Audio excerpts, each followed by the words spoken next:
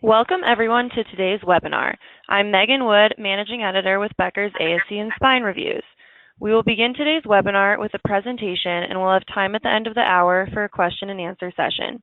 You can submit any questions you have throughout the webinar by typing them into your control panel in the space labeled Enter a Question for Staff and clicking Send. We are looking forward to hearing your questions. Additionally, in about a week following the webinar, we will be sending you a copy of the presentation to the email you used to register. At this time, it is my pleasure to turn the floor over to Josh Christensen, Vice President of Ambulatory Surgery Centers for Smith & Nephew, to begin our webinar today. Great. Thank you very much, Megan. Thank you, everyone, for joining us. I know we all have extremely busy schedules. I'm actually on vacation with my family in Hawaii. I've kicked them out of the hotel room to be able to host this, what will hopefully be an informative and educational webinar for all of you in attendance. So once again, thank you for taking time out of your busy schedules. So today we're going to be discussing partnerships with industry to really help drive outcomes, savings, and growth at your surgery center, or really clinical, economic, and strategic value to your ambulatory surgery center. Who we have with us today, first will be Dr. Jeffrey Van Thiel with Ortho Illinois, just outside of Chicago. He's an assistant professor at Rush University Medical Center, a team physician with U.S. Soccer, as well as the Chicago Blackhawks Medical Network. Dr. Van Thiel is also head of the Outcomes Committee with the Ortho Forum, which I'm sure many of you are familiar with, but a national network of prestigious orthopedic practices around the country.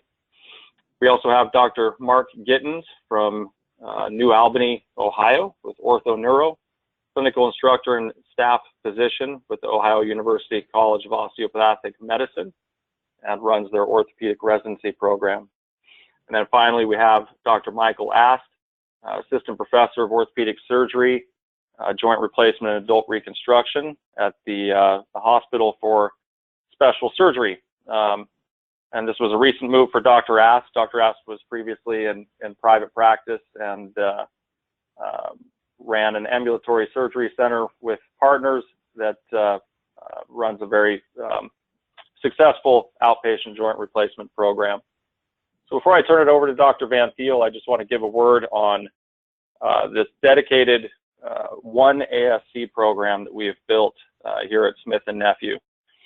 I think Smith & Nephew is uniquely poised in the ASC market because when we look at least the orthopedic sector, we have one of the broadest and deepest product and technology portfolios that's uniquely positioned to help surgery centers. So whether it's joint replacement, robotics, sports medicine, trauma and extremities, even ear, nose, and throat, and wound management, we can leverage all of these franchises, all of these divisions as one company and bring some unique value propositions, especially to the ASC market.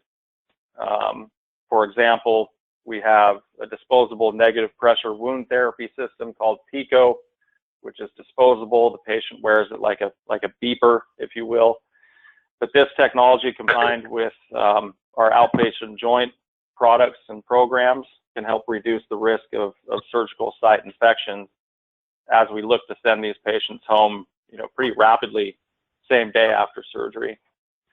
But again, it's not about just the products, but we've developed some unique partnerships and programs to help surgery centers navigate, whether it's total joint replacement or an effort to become more efficient, more streamlined, or maybe it's to better engage the patient through the episode of care, particularly after that patient is discharged home. We've got a partnership with a company called Empiric, which tracks patient-reported outcomes in a way that's accredited by the American Joint Replacement Registry and helps physicians stay ahead of the curve when it comes to MACRA and MIPS and tracking outcomes. We partner with a company called My Journey, which also does that similar functionality, but also engages all of the stakeholders across the episode of care, whether it's primary care, physical therapy, home health care, you name it. These are all tools that can serve to better engage the patient, track outcomes, and help the surgeon practice and the surgery center manage that episode of care. So I'm not going to go into too much detail on the program. I could spend an hour talking about it, but we will be at the Becker's ASC conference next week in Chicago. We will have a booth set up, and obviously we'll have information on all of these programs available through our ASC program. So with that, I'd like to turn it over to Dr. Van Thiel to talk about specifically how Ortho Illinois decided to go sole source, particularly with orthopedics at their center, how they did it, why they decided to do it, and why they ultimately decided to go with Smith & Nephew as their sole source partner. So with that, I'll turn it over to Dr. Van Thiel. Perfect. Thanks, Josh. So first off, a little background I think is important to understand what perspective anyone's coming from, especially surrounding this issue. So first off, any views that are expressed in this presentation are solely mine, don't represent my group nor Smith & Nephew's. I'm part of a relatively large orthopedic group that we own our surgery center entirely within our group, which is important in terms of the dynamics of why we do things and how we move in different directions. Everybody might come from different backgrounds, but I think it's important understanding that once I get into our process, why we did it and how we did it. So if everyone could take a little a seat back, and this is kind of a psychologist, an orthopedic psychologist office visit this afternoon, because I'm going to go through a little bit why we did things, how we got there, obstacles that we went through, and really kind of some takeaways in terms of maybe what we would do differently, or what are kind of the biggest obstacles that need to be addressed early on. So first off, I think probably the most important question to ask yourself in this whole process is, why is everybody doing this? Why are the surgeons doing it? Why is the center doing it? Why does anybody want to consolidate across an ASC or surgery center environment? And there really needs to be a lot of clarity of thought, clarity in communication, and clarity in purpose when anybody's going into this. Because I can almost guarantee you that if you sat down at a table with everyone that's involved at any different level across that surgery center, that maybe the decision makers have an idea and everyone's on the same page, but most people at that table are going to have a different idea of not just where you're going, but what that consolidation is going to mean for them. And that's going to be really important to address all those going forward, because it is a very important thing to move in this direction, but also a very difficult thing to do as well. So our why. Why did we initially start doing this? Well, I would tell you that actually the catalyst for it was outpatient joint replacement. You know, we all said, hey, you know, outpatient joint replacement is a really great opportunity from a lot of different reasons in terms of patient care, surgery center revenue, those types of things. But what I think we all didn't know is that we necessarily didn't know what we didn't know at the time. We all assumed that, especially our joint replacement surgeons, I don't do joint replacement, that would come, and that yes, they could get their patients, they could do the surgeries efficiently, they could do them on patients that are going to be able to go home, and they could take care of them from that standpoint. What none of us really understood going into it was that we had significant limitations at a surgery center in terms of sterilization, in terms of preparation of equipment, those types of things, where we don't have a 24-hour sterilization department, and we can't have 3 different companies dropping off 24 different pans for a 4-room surgery center and have those cases ready to go when they needed to go. So this kind of initially created a fairly large problem for us and really overwhelmed our ability to process instrumentations, prepare for cases the way that we needed to do. And it was really our first insight into surgery centers are definitely different than hospital, especially as you move into these new service lines, especially as volumes increasing, we're doing different case mix, those types of things. So it really stimulated a discussion on consolidation, saying, hey, you know what, if we could get one joint replacement, one implant manufacturer to come in and provide a more efficient level of service that we would be able to let us keep up with the volume that we wanted to drive through the center, that would certainly be beneficial for all. That then led to a discussion about, well, if the arthroplasty surgeons were going to need to start conforming, there was probably a reason and a benefit for everyone to start conforming as well, because some of the operational flow issues and operational chain and supply chain issues aren't necessarily unique to arthroplasty. I think they just got magnified given that it's a little bit more intensive. So what did we do? We basically said, okay, well, this all makes sense. Let's see where we can go from here. Let's see how we can get some information. We basically said, I'm sure the companies know what they're talking about when we say, okay, we want to consolidate. How can you provide us all your service lines? So we started a request for proposals, basically an RFP process, which was a bit more difficult to do than anticipated. And the reason for that was because going into the process, we believed that we'd be able to, there were kind of two tenets that we felt going into this process. One, that we would be able to compare companies or offerings based on individual cost of implants, meaning we could compare apples to apples and we'd say, okay, who's providing us the best quality, lowest price product? And the second thing that we assumed too was that these companies would necessarily know what they were doing, that they would come in and say, okay, you want to come across all our service lines, here's the package that we can offer you. What we quickly realized is that a lot of these large companies are very, very siloed out in terms of the joint replacement, foot and ankle, hand, sports medicine, spine, are all very different profit centers, and they have a difficult time coming together. So what we found during this initial RFP is that we weren't necessarily getting the information that we thought we were going to get from these companies, and that cost is a much more complex topic than the absolute price of an implant. It's very difficult to compare apples to apples or product offerings across companies. What that led us into is that the deal structure was perhaps more important, or at least as important as absolute pricing of a lot of this, because we're now in a situation where we can't necessarily keep beating everybody up over the absolute lowest price, that we got to find the win-wins, and where that is in operational efficiency, how we're doing things, case mix, how the number of cases that we're able to drive, patient outcomes, those types of things. So we started to see that there were a lot of differences in different deal structures, and that probably was where our big win was going to be in terms of finding a creative structure that really benefited everybody all the way through. So our RFP initially was not specific enough. Going back and looking through this, we could have most likely provided a much more specific requests from the companies with a better all vision of what we were trying to accomplish early on, as opposed to just saying, we want to go down to 2 companies was how we initially started it. What do you have available to us? That was basically the general gist of what we had going. And we actually had brought consultants in to do this as well. And I think going back into it, we could have had a better, a much more structured RFP that would be a lot more detailed and a lot longer in terms of what exactly we were looking for. And the companies hadn't done this before either, and that became very obvious. Every proposal was very different. Everything from a company coming in and spending 3.5 hours going through basically every product brochure that they have, to companies coming in and saying, you just have to trust us, we're going to give you the best deal. To various levels of specificity within there. Those are kind of obviously the 2 extremes of it. The other interesting thing is when you're getting into an ASC and you're looking at consolidation, there's very few companies that can provide products across all service lines that service or that participate in an ASC type environment. So what this meant was that these larger companies that could provide a higher percentage of the equipment that we were using had to partner with smaller companies.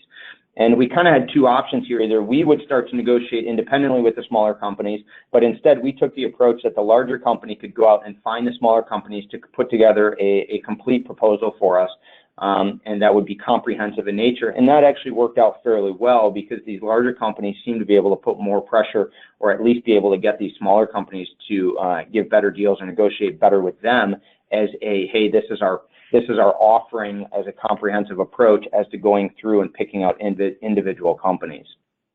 So in the end, one company had a much stronger proposal and an understanding of the goal that we were trying to achieve. In fact, there was such a difference between the offering in terms of the deal that was given across all different levels of service, as well as all different product lines, that as an organization, as an ASC and group, we actually decided, instead of going down to 2 companies, that we would be able to go down to 1, because there was such a difference between this one and the rest of them. This was obviously Smith & Nephew. They came through with a very strong understanding of what we were trying to achieve, and really kind of hitting on all the bases of everything that we were looking for. Now, truth be told, we did have a Smith & Nephew sports presence at the surgery center before, but the really interesting thing in all of this is our Smith & Nephew joint replacement was probably less than 0.5% of our arthroplasty surgeons' volume, and it's now significantly more than that, because it's obviously our chosen vendor at our surgery center, ASC, where 3 out of our 4 arthroplasty surgeons are using fairly frequently. So what are the takeaways from all of this? Absolute price is not the most essential component in a deal. There's a lot of other things that factor into it. If you're focused only on absolute price, you're going to miss some of the larger opportunities that in the long run are going to be much more important. The ability to reduce total cost is the most important, and this can be done on a lot of different ways. This can be done by, well, I would say actually the ability to improve net profit or net income would be the most important. And this could be done through a lot of different ways, either increasing volume or decreasing cost anywhere along that operational supply chain. And again, I just mentioned that, and it cannot be done with a disjointed, varied supply chain or equipment flow. Potentially in hospitals, there's enough excess capacity to kind of make up for some of these inefficiencies. In a surgery center that's running at a high capacity, we don't have that same sort of luxury of having excess capacity in all the different support areas that need to happen and need to be functioning really at 100% to make the cases go smoothly, effectively, and without complications for sure. So what are the obstacles facing anybody that's trying to do this? Well, I think there are probably two main ones. I would say surgeons. Surgeons are obviously the biggest obstacle. There's lots of different ASC ownership structures, and the management structure factors into how prevalent this is, but surgeons are definitely the obstacle to consolidation. The other thing that's the obstacle to consolidation is opinions.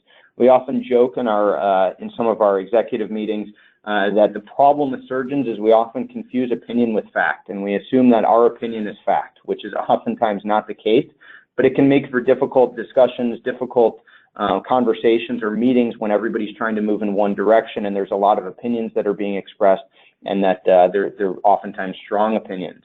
There's really only, I'd love to say that everyone could sit down and kumbaya around a meeting table and everyone's going to say, okay, all this makes sense, we're going to move in the right direction, but unfortunately that's not necessarily the case.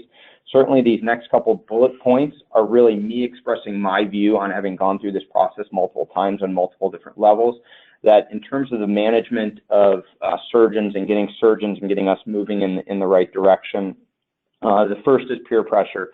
Peer pressure can be very, very valuable. There's lots of orthopedic studies out there that show that one of the most powerful drivers of physician behavior is transparency. And what I mean by that is they've done studies basically looking at various indicators, whether it's cost, whether it's patient outcomes, whether it's length of stay, and nothing more than publishing a list of good performers and bad performers has driven the bad performers to be better performers. So peer pressure can be really important. So transparency in any sort of ASC environment is a good tool to move people in the right direction. Incentivization, obviously this is probably the most well-known and accepted, that if you can determine a structure to incentivize good behavior that aligns with the goals of the center, it's certainly going to move people in that direction. Now, there's always a balance between incremental benefit to the specific surgeon and the change that they have to make, but incentivization is certainly a powerful way to do it. And probably the last and least the least beneficial method is punishing people for behavior that does not align with the goals of the center. And I would tell you, in our center, we do this. If people are not necessarily adhering to what we've determined as important protocols at the center, if they're not necessarily adhering to implant utilization that we've determined is best, we actually have penalties that, whether they be financial, whether they be operative time, there's a variety of different things that are done. But this is definitely the last way to drive and potentially change surgeon behavior. But again, like I mentioned in the beginning, that clarity of thought, understanding what you're getting into, and understanding how you're going to move people in that one direction is very important before you start having any discussions about consolidation on a larger level with anybody participating in an ASC. Opinions, how do you deal with opinions? Well, it's really difficult to argue with facts. If you have a person with a very strong opinion but doesn't necessarily have facts to back that up, numbers can be the most powerful thing, especially in an ASC, which is a relatively self-contained business unit. It's valuable and it's fairly easy to show improvement in metrics that are important to the center, whether it's outcomes, whether it's financial outcome metrics, whatever it is. But facts can be a really important tool for combating strong opinions, but you need them during that first discussion. It can't be something that you have 3 discussions regarding a topic and then for the 4th you come back with the facts. you've lost the opportunity to frame that discussion, and the opinions, unfortunately, are then already placed in a little stronger. Anytime anyone's looking at consolidation, it's not easy, but modeling options to show, again, using hard facts and hard numbers, what the potential benefit would be is a very, very difficult thing to argue with and a very powerful thing to have in any sort of negotiation. If you can show everybody that there's going to be a 15% reduction in cost or a 20% increase in revenue or whatever metrics you want to use are, that's difficult to argue with, and that's really powerful. And those are the kind of things that you need to have initially to get people moving in the right direction and have the right discussions. And once you kind of start getting people to buy in on things, then it's much easier to start saying, okay, this is how we're going to do it. This is why we're going to do it. You know, these are the companies we're talking to, and everybody's talking about the same thing in the right way. The result, what did we see in our consolidation? We've been able to increase case volume as a result of streamlined sterilization and preparation of equipment. We actually have one representative from the company now that manages across all service lines. So instead of having 3 different reps that are driving from somewhere else or bringing in one other thing, we actually have one rep that crosses arthroplasty, sports medicine, foot and ankle, whatever it is. They clearly have their depth of knowledge may not be as deep, but they're very effective at providing the equipment and making sure that we have the inventory that we need to have. And this kind of dovetails into the next one. Our inventory management has been improved. When we did a deep financial dive into our inventory management system, we had a lot of problems and we were losing a lot of money and leaving a lot of money on the table. Lastly, it's resulted in an overall decreased cost and an improvement in our revenue stream at the surgery center. So that's obviously the goal of any business if you're looking at it as a self-contained business unit. But it's been beneficial to us, and it's certainly we've had it in place now about 1.5 years, and you know, I think it takes probably about a year for it to really kind of get going. But once it does, I think we see a lot of opportunity going forward into the future. All that being said, I know I talk a lot and kind of fast. Hopefully everyone was able to follow. I'm always available for questions. Always feel free to reach out to me. And with that, I think I will pass the baton on to the next person. Thanks for your time, everyone.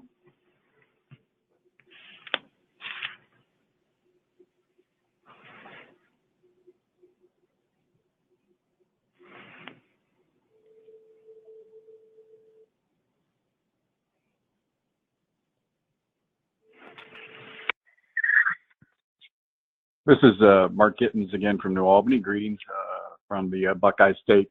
My charge today, I'll try to get us back on time a little bit, is to talk about the Navio robotic surgical program and how it's been a part of our ASC that we've been doing for approximately the last 7 years. So we really look at robotics as a short stay arthroplasty enabler.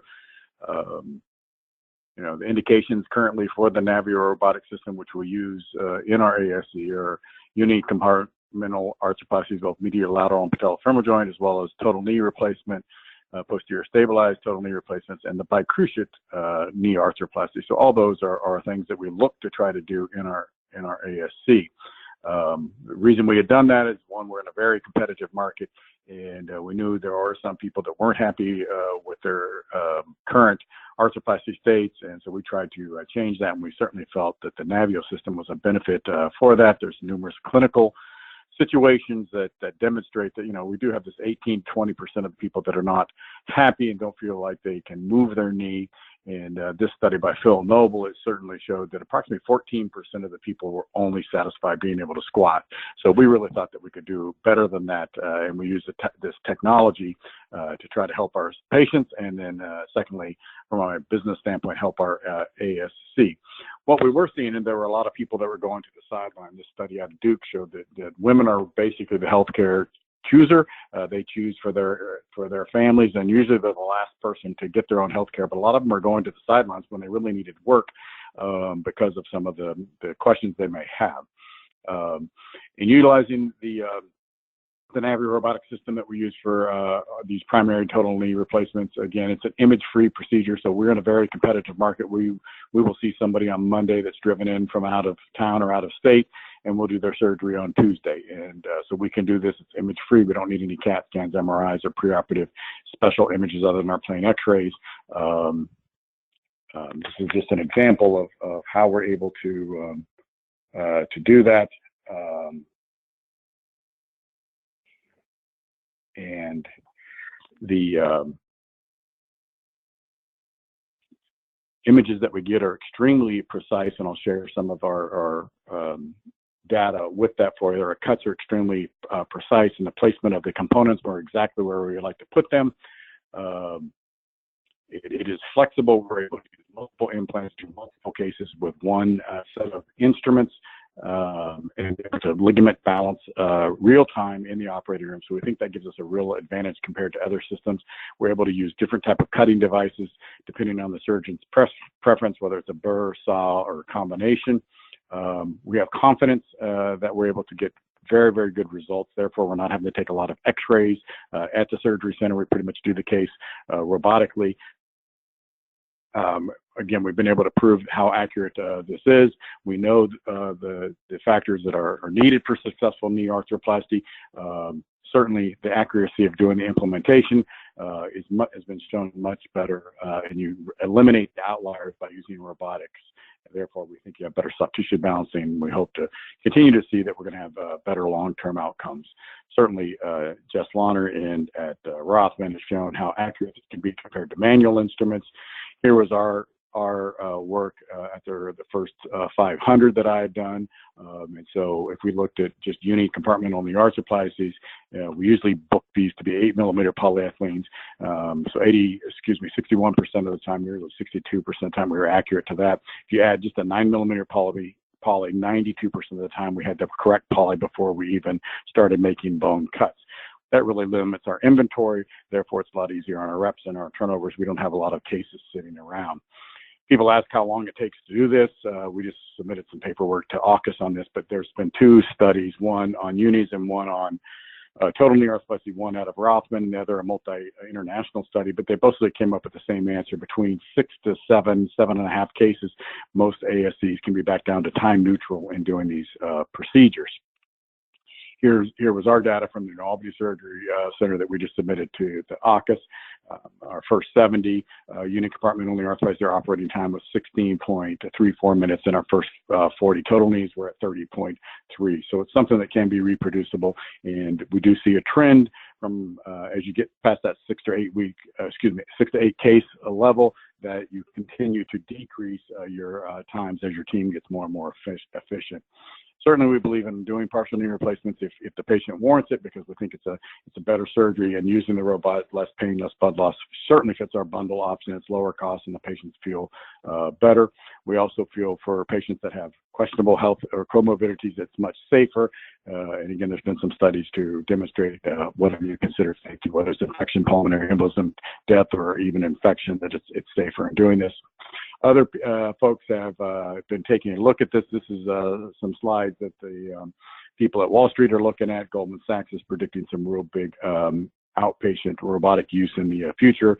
So there are other people that are looking at. We certainly see at least a third of the robots now are in the ASC. It's approaching 50%. To continue to see a growth in the robotic systems in the ambulatory system.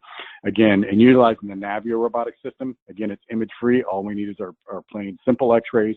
It's hand-belled robotics, so we don't have to do any extra draping or bulky arms in the way. It's an open implant form, so we can use the same robot for different types of procedures. It's portable, so we use 2 rooms in our ASC when we're doing total joints. Our goal is to do 8 to 10 total joints a day with the robot. We're able to move the robot back and forth between the 2 rooms. The surgeon is able to document and place the implants exactly as he or she would want, and it's economically sound compared to other robotic systems, and we certainly have seen a favorable ROI on this program. Again, a number of things that the robot can do, and there's others in the pipeline. Here's a performer that we were able to accomplish and actually surpass in having the robot at our ASC the first year. We did do some marketing once we did have the robot, and I'll share just briefly with this on how to market this, as we were trying to make a change in our community, as it is a very competitive community. Our program goals were to promote the New Albany Surgery Center, to promote the Navio robotic system, and to increase the clinical referral network and awareness of who we are and what we were doing to all the primary care physicians. We had worked hard. We developed our program. We'd been to the Becker's meetings. We also had been selected by Outpatient Surgery Magazine to help them with some of theirs. This is our team here. We certainly focused on this handheld robotic system. We took an online approach to our patients and to our referring staff by using Google searches and using display ads wherever we could. We also used Instagram ads, a lot of technological devices that we were trying to get our awareness to. We certainly also use traditional advertising such as print advertising, e-blast campaigns to build our brand awareness as the people with the robot that did the outpatient joints. That's what we were doing. Here's an example of some of the print media that we were able to give these people and try to alert them of seminars of where we would be talking about this technology. This is what we would give to our clinical referral network. So we would take one of our ambassadors and go to the primary care, and we would hand out these type of flyers, telling them who we were, and again, or reminding them again who we were and what our team was and how we were doing these outpatient joints with the robot. Then we were able to collect our data on people and how long they were on our web pages and how many people were coming, and then we encouraged them to come to our seminars. At our seminars, we certainly used all the accolades that we had as far as some of the awards that we won for our outpatient program. And again, this is just some of the search data that we used on the Google searches on if people were looking for knee surgery or looking for knee replacement or robotic surgery. They were certainly going to find us first. Once they came to our centers, again, we had plenty of print media to show them that this is how we were operating and this is the place that they were going to see. This all ended, and we do this pretty much quarterly, where we have these community seminars where we usually get about 100 people, as you can see here, that come with their friends, spouses, and we go over and have the robot there. And I found out this to be quite beneficial in getting more brand awareness. So what's that done? That's driven more cases. So these are just my cases, and this, again, is more my opinion than anything else, but it is driven from my data. So we have over 500 and ASC cases. We do have some people that are so sick they can't even go to the ASC, but we drive a lot of cases to the ASC, and so now we've pushed 159 of those cases to the hospital. But what's that mean to the ASC? So in 2011, when I first started doing this, you could see I wasn't very brave. I wasn't doing hardly any total joints depicted in the green. 2012, I was able to do a little bit more, and you can see basically the number of total cases stays essentially the same. But as we went through 14, 15, and 16, I did a little bit more cases, and I was really the primary driver of doing all the cases at the ASC, but the total joints were the real big additive factor. So what's that mean when you look at our review here? You look at the orange, yeah, we maybe had a little bit of case volume increase, but if you look at the number of total joints, you didn't see much on those pie graphs actually. But if you look at the revenues of the ASC in the blue chart, most people like to go surf it on those kind of waves. So that's what bringing the robotic system and doing the marketing program has done for us. So in conclusion, we think the partial knee replacements are good alternatives that can be done in the ASC. Robotically assisted surgery certainly improves our bone preparation and optimizes ligament balance.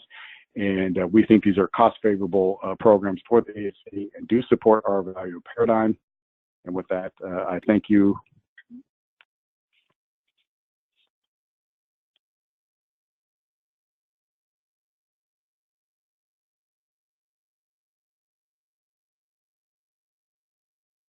All right. Thank you very much.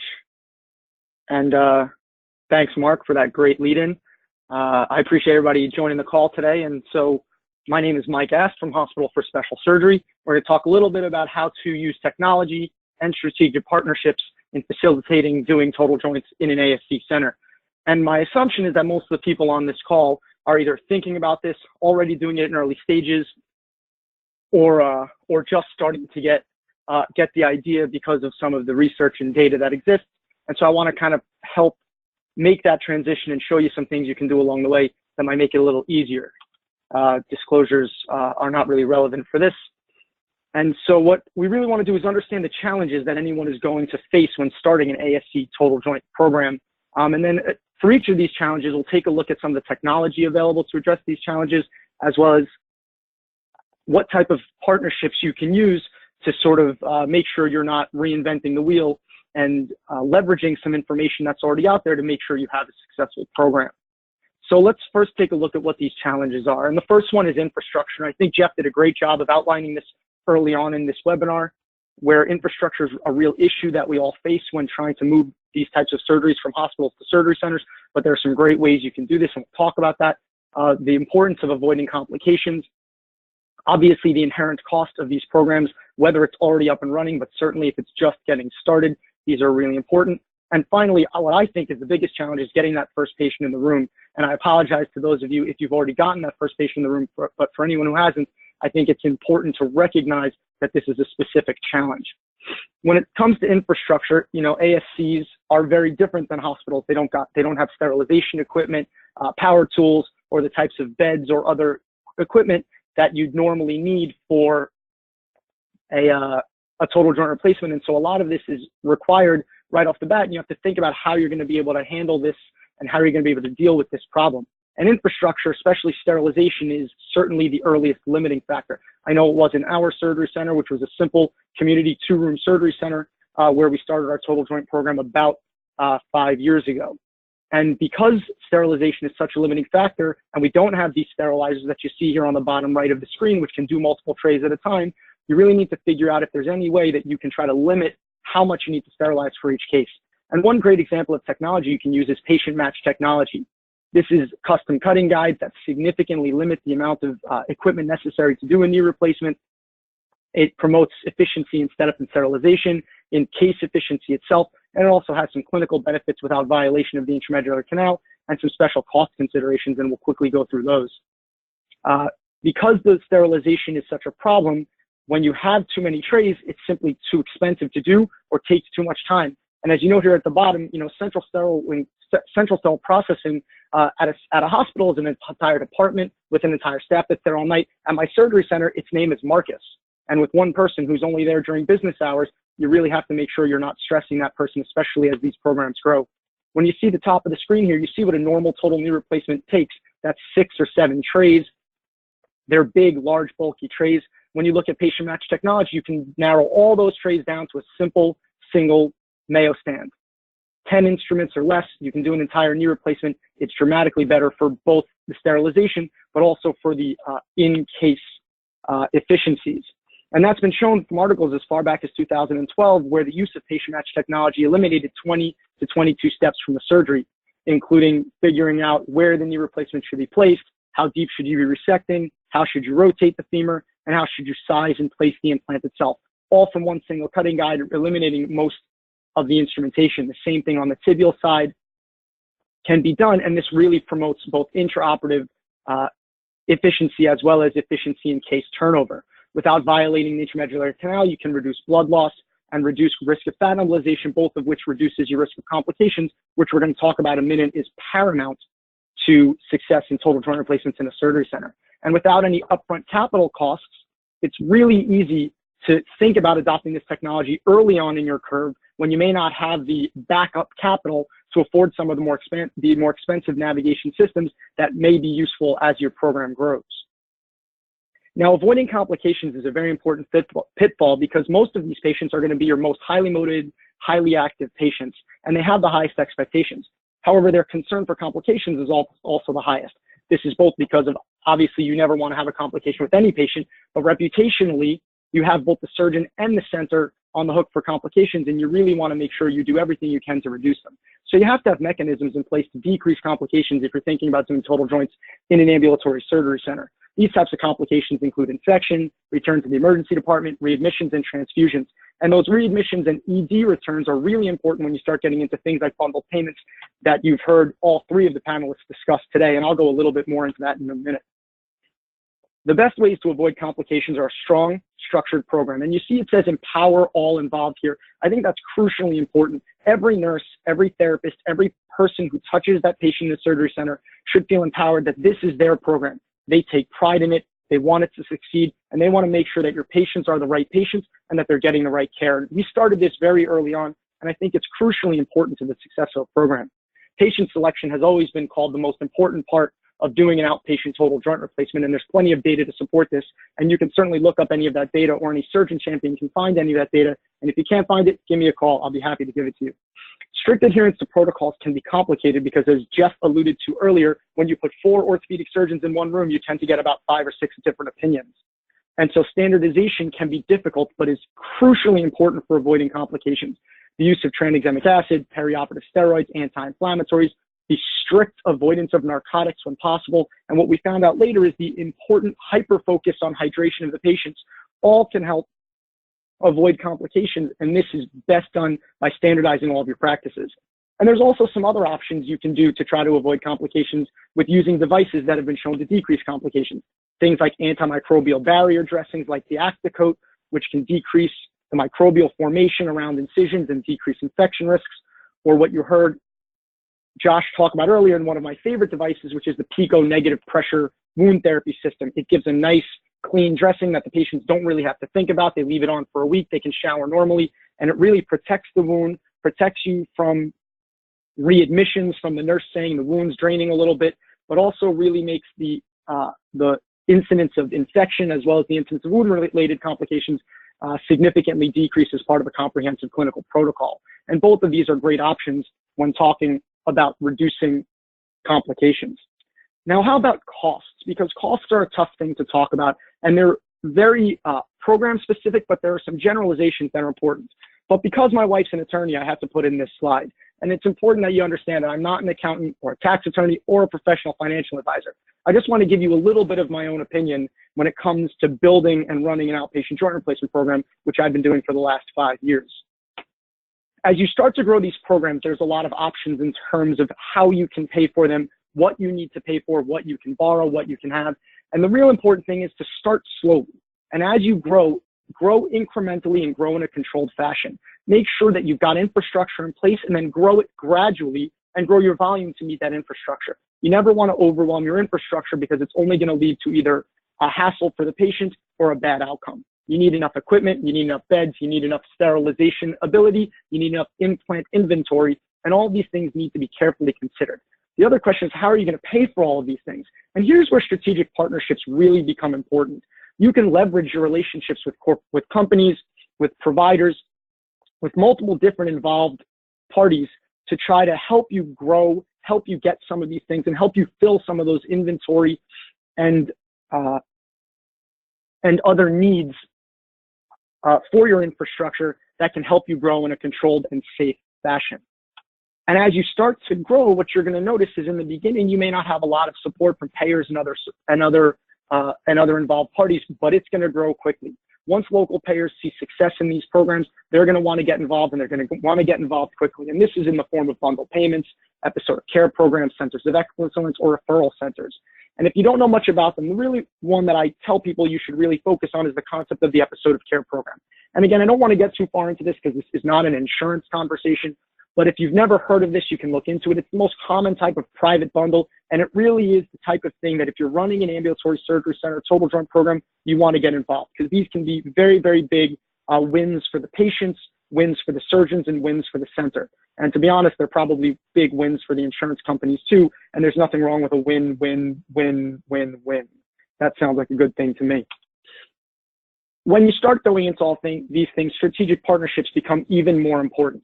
Some things like the Smith & Nephew ASC Go program, which combines the cost of your implants and some of your facilitating products, are very helpful for controlling costs and making sure you understand what your costs are going to be and keeping them predictable.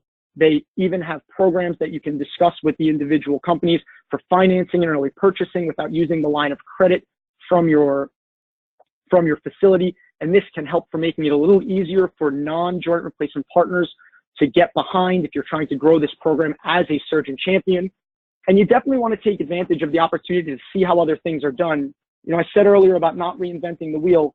5 years ago, it was kind of hard to find programs who were doing this, but nowadays there's a lot of great centers you can visit that you can learn about new techniques, new technologies, or just see how other people are doing it. And I know I certainly took advantage of these types of things when we started our program, and it was highly, highly successful. There are even third parties, not necessarily paid for by industry, that involve administrators and nursing staff that can all join to go visit a center doing ambulatory surgery, center total joints or partial joints, where you can really learn a lot and get a lot of exposure to kind of how things are being done around the country and sometimes how things are being done close to home.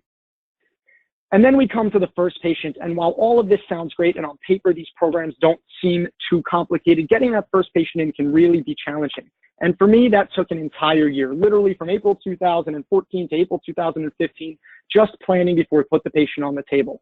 So before you do, first, back to the psychologist couch, that Jeff alluded to earlier, you have to understand it's going to be stressful. You might be changing the local culture of the area. You might be changing the culture of the patients, culture of the staff, culture of the nursing staff. So you want to have everything lined up. You want to have everything in place so everyone feels comfortable. So the intimidation factor for both the patients and the staff is gone, and the intimidation factor for the surgeon as well. And so this is really when visitations and consultations with people who do this routinely can be very, very successful. So I encourage everybody to lean on your industry partners, utilize them for what they know, utilize them for connections that they have, because it can really make this whole process significantly smoother. So just to sum up, remember that these are always challenging situations, and you want to understand the challenges so that you're confident in proceeding, because this is one of the most rewarding things you can do. Building an outpatient surgery center program was one of the most fun and most rewarding things I've done in my career, and I still really appreciate every day that I get to be involved. Always make sure you have a surgeon champion, and empower not just that surgeon champion, but everyone who wants to be involved to make sure that the program is a success.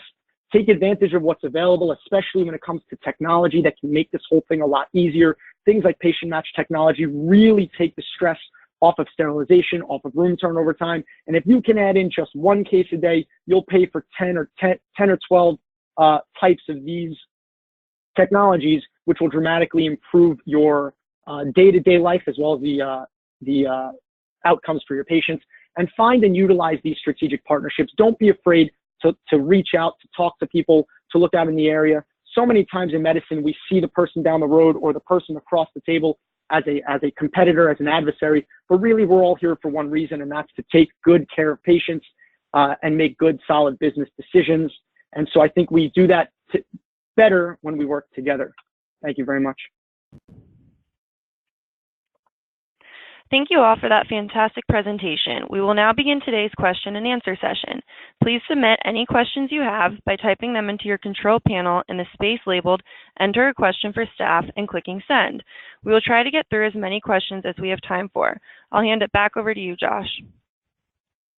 Thank you, Megan, and thank you to Dr. Ast, Dr. Giddens, and Dr. Van Thiel for your contributions today. Megan, if you would remind everybody how to submit questions through the GoToWebinar toolbar, and then I will field those questions.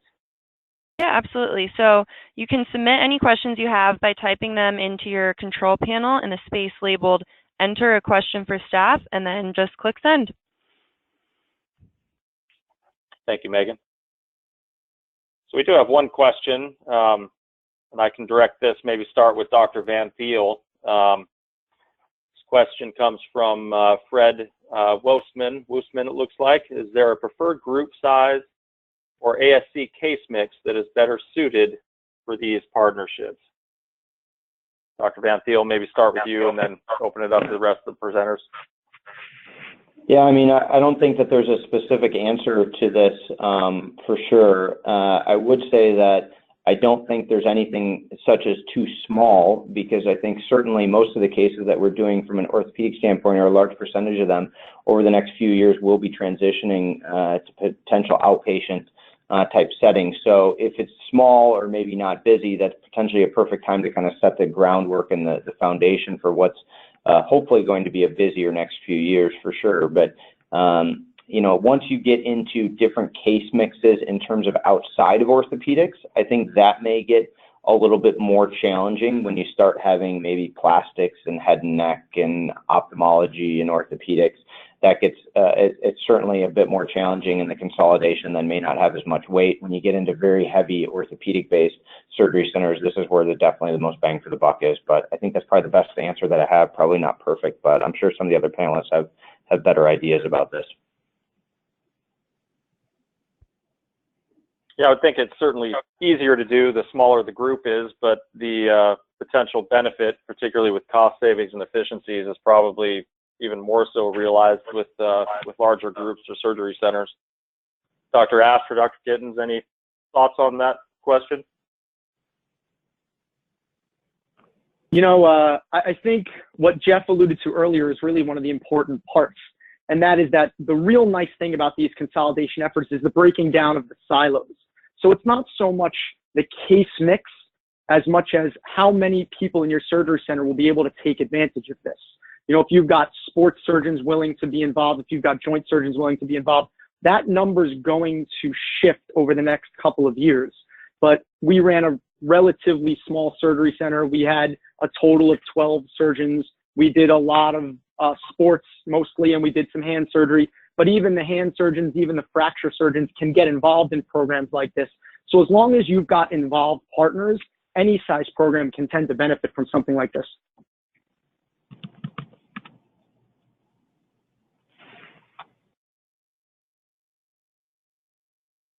Okay, we just had another question come through. What is the best way to repurpose any ASC infrastructure if volume reality is different from original forecast as time passes? I'll open this up to the entire group for presenters. So I guess I'll try this one to start. This is Mike asked. So the one thing I can tell you is if the question seems to sound like you're afraid you're not going to do enough joints to support the infrastructure changes, and the one thing I'll tell you is that's never going to happen. I really think that most of the time you're going to far exceed what you expected. I know our growth volume was way more than we expected it to be, growing to well over 100 joints a year within just a couple of years. At the same time, any change you make that improves the ability of your surgery center to do more cases or your patients to have a more comfortable or better experience is only going to help your overall level of patient care. So I don't think that making these investments has a real chance of turning into a negative. But again, I really don't think you're going to have a problem achieving the volume that you're thinking of.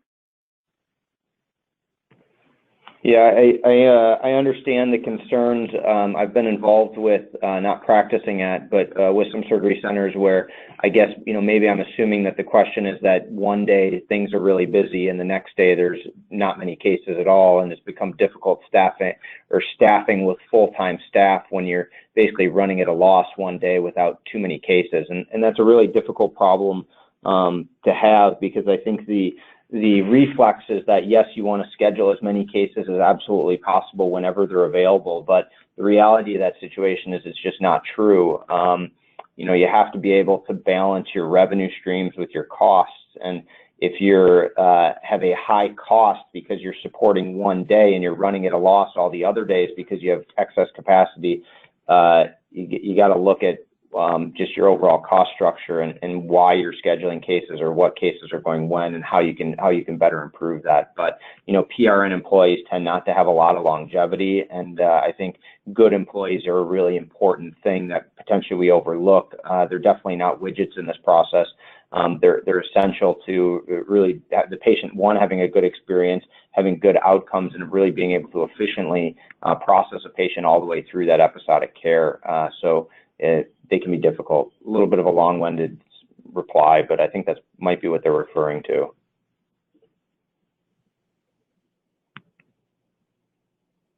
Okay, great. Thank you, gentlemen. We have one more question that just came through. How difficult was it to engage your prospective payers to ensure buy-in reimbursement on the concept of same-day joints? What limitations, if any, did they press for or impose? Maybe Dr. Ast, if you want to start with that one. Yeah, sure. I'm happy to. It was interesting, actually, in the beginning. And again, this is a little bit historical because at this point, a lot of the payers are aware of this. But when we first started, we actually ran into the situation where we didn't have contracts to cover these, but we believed so much in it. We actually did a few cases without contract. And it became more of a proof of concept that I'm not necessarily advocating anyone should do. In 2018, at this point, most of the payers know about this, especially with Medicare transitioning total knees off the inpatient only list. There haven't really been a lot of recent issues in regards to engaging payers. And in fact, most of the time they've been seeking us out as a regional source for outpatient joint replacements. The rest of the question went to if they posed any limitations to us. And that I have not seen, and I'll leave it to the rest of the panel to see if they have. But we have not had specific limitations put on us. To be honest, most of the time the payers are asking us to do more cases, and I think it's the surgeon's responsibility and the surgery center's responsibility to make sure you keep your indications appropriate and you treat patients in the appropriate situation, be it a surgery center or a hospital, that best suits their needs. Okay. Dr. Gittens, what are your thoughts there on the question of payers and reimbursement? Well, we've all been through it, and you have to start at square one.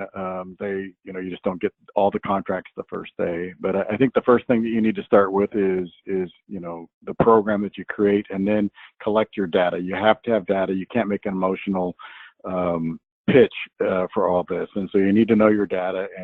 And I would start with safety. And I think it's real important when you have these meetings to have your champion physicians, not only your administrator, but I think the physician needs to be involved and ask to see if the medical director can come too, because they're all going to look at safety and whether you have a plan and a backup plan and a backup plan to your backup plan. And so start with safety, I think, is the best thing. And then as you can go to safety, then you can start going to contracting. But you got to they want to make sure their lives are safe out there that they're insuring. So make sure you show them your program, show them what the safety is, even invite them to your center. We've done that and had a luncheon and brought these insurers there and then showed them around and showed them how, we're really a first class operation, and this is how we screen our patients. This is how we take care of them. Here's our anesthesia protocol. Here's our, bailout protocols if we have any issues. And that's a good way to start. And then you can start having the second meetings and you can start talking about contracting and stuff. But I think once they see that, they realize you're a first-rate program, then I think that's a good way to move the ball forward. And then, as Dr. S said, then they start kind of almost calling you. It's like, hey, how can we get on board? Because you guys are doing a great job. People are calling from, other zip codes. They want to come in and use your facility. So I think it kind of snowballs.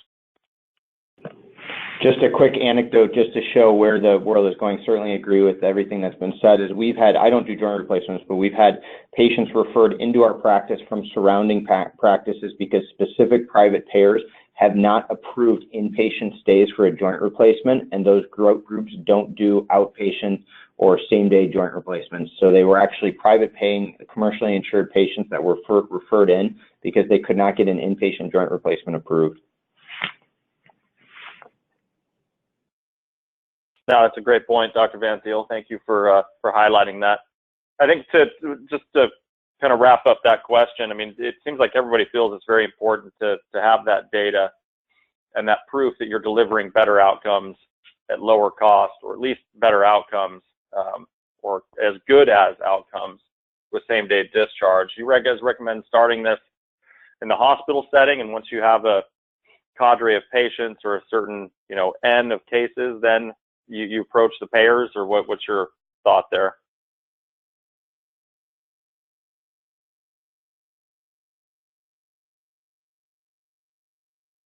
Dr. Ash, maybe start with you. Yeah, I think. Thank you, and I think the reason to start in the hospital with same-day discharges, I think, is really for patient safety. It's a way to test your protocols. It's a way to have a very easy bailout if you're not ready to send the patient home, if something you're doing is not working. And like Mark said, the data is the most important thing, but collecting data from the hospital can be a little more challenging, a little harder to control the variables, and sometimes a little harder to know that data would be applicable in the surgery center. So I think you need to prove your protocol in the in the hospital, and then move to the surgery center and begin to collect your data. And it doesn't need to be a huge amount of data. You don't need 10,000 cases before you talk to an insurer. You just need to have enough cases to show that it's safe, that it's effective, that your patient satisfaction rates are high, and that your complication rates are equivalent or lower to a different practice setting. And after that, I think you'll be able to talk to people well and to make sure you're doing a good job. Right. Okay, well, in the interest of time, it looks like we're a couple of minutes past the hour. I want to thank all of the presenters for their time and content, and of course, thank all of the attendees for taking an hour out of your busy schedules to spend with us. If you see on your screens, I've put up a map and roster of my team, the ASC business development team.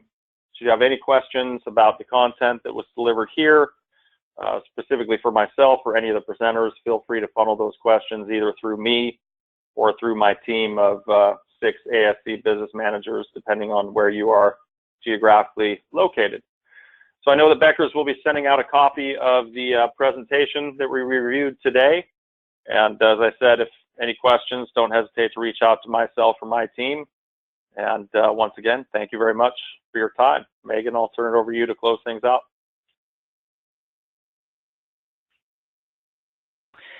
Thank you, Josh. That is all the time we have for today. I want to thank all our presenters for their excellent presentation and to our audience for participating today.